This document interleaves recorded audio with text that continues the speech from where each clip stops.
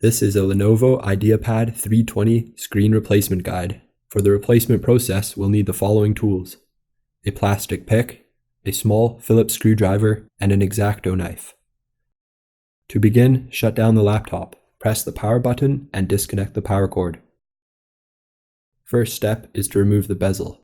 Start from the left side by gently pulling the inner edge of the plastic. Once the edge is unsnapped, move around the perimeter, releasing all four sides.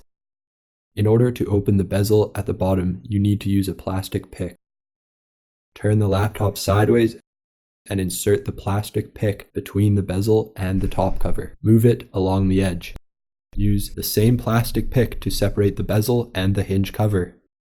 Remove the bezel. Now we have access to the LCD panel. Remove 4 Phillips screws holding the screen in place, 1 screw in each corner. Place the LCD screen on the keyboard. Using an X-Acto knife, open the bracket securing the video connector. Disconnect the video cable. Discard the old panel.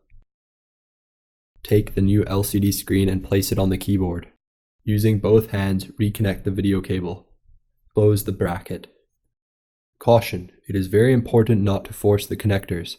As well, you must not twist or slant the connector when plugging it in. Lift the screen up and align it with its mounting holes. Replace 4 Phillips screws, 1 in each corner. Replace the bezel.